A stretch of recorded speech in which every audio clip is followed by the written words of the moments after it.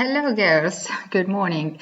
It's a new way to make lesson and I find it's really interesting anyway. It's unusual. I have to confess that I feel a little bit stupid talking in front of the screen of my computer.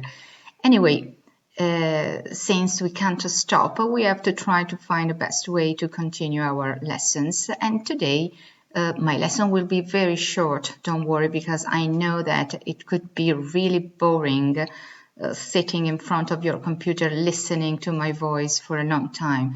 So I'm going to explain the ballad through time. So you have to go to page 63 of your book of literature. And we will see today how the ballad changed a little bit from the medieval ages to the 20th century.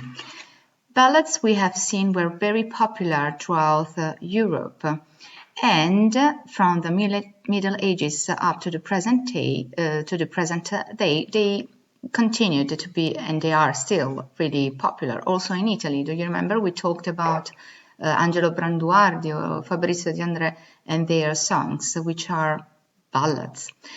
The 16th century saw the disappearance, la sparizione, of old-style romances, as well as minstrels, who were those singers that used to sing ballads in order to make them easier to remember for the public.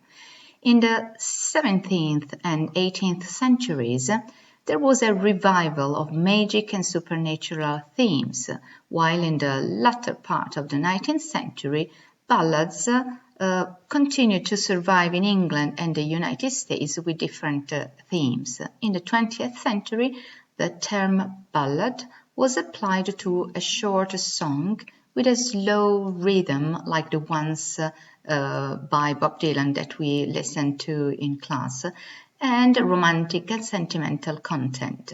In the 60s, the ballads started to deal with cultural and political conflict and dialogue, and an example was Bob Dylan's "A Hard Rain Is Gonna Fall" that we have already listened to, we have already seen through a video, and we have analyzed. And they started to be used to protest against the Vietnam War, when in 1962 in particular Bob Dylan used a mixture of the dialogue and narration typical of Lord Rundle in his song "A Hard Rain Is Gonna Fall." He wanted to protest against a very dangerous crisis that was called the Cuba Missile Crisis, in which there was the great possibility, the dangerous possibility of a third world war between Russia and the United States. I explained to you that Cuba directed its missiles against the United States, and the United States directed their missiles in Europe against Russia. But fortunately, after days of great tension, they decided to stop the virtual conflict, or what would have been a conflict. This is the song that I'm going to explain today, "Blowing in the Wind," which was one of the most famous anti-war songs by Bob Dylan. And I hope to find the link. I don't know how I have to do. Anyway, I will find a way. Or I will ask you to find a song on the internet and to listen to it. Anyway, we can read, I will read now for you, the first lines, and you can see there are 4 stanzas, and there are 1, 2, 3, 4, 5, 6, 7, 8 lines for each stanza. So this is one of the first differences between the medieval ballads, which, as you remember, contained only 2 or 4 lines for each stanza. Now, let's start reading. "How many roads must a man walk down before you call him a man? Yes, and how many seas must a white dove sail before she slips in the sand? Yes, and how many times must be the cannonball fly before they're forever banned? The answer, my friend, is blowing in the wind. The answer is blowing in the wind. Quante strade deve percorrere un uomo prima di essere chiamato uomo? E quanti mari deve vedere, deve sorvolare, c'è scritta la nota qui accanto, una colomba bianca prima di riposare, di dormire sulla sabbia? E quante volte devono volare le palle di cannone prima di dire prima che siano per sempre bandite e vietate? La risposta, amico mio, è nel vento, vola nel vento. La risposta vola nel vento. How many years can a mountain exist before it's washed to the sea? Yes, and how many years can man people exist before they're allowed to be free? Yes, and how many times can a man turn his head pretending he just doesn't see? The answer, my friend, is blowing in the wind. The answer is blowing in the wind. Quanti anni può una montagna esistere prima che sia spazzata via dal mare? E quanti anni può la gente esistere prima che sia finalmente libera?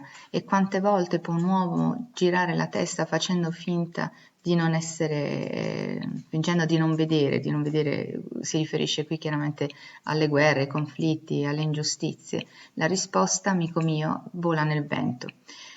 How many times must a man look up before he can see the sky? And how many ears must one man have before he can hear people cry? Yes, and how many deaths will it take till he knows that too many people have died? The answer, my friend, is blowing in the wind. The answer is blowing in the wind. E quante volte un uomo deve guardare, deve cercare prima di vedere il cielo? Quante orecchie deve avere un uomo prima di sentire la gente piangere e gridare? E quante morti ci vorranno prima che sappia che troppa gente è morta? La risposta è nel vento.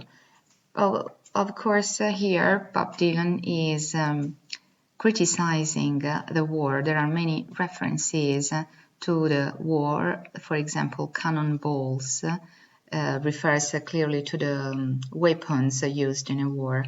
And all the other references are, for example, the people that are allowed to be free, and the man that have to turn his head pretending he has not seen what it should be denounced. And again, the people cry refer to the sadness and desolation caused by war, and finally many people have died. Like in A Hard Rain Is Gonna Fall, Bob Dylan here again uses some images and words in order to explain his contrast, his denounce against the war and the negative, terrible effects of the conflicts.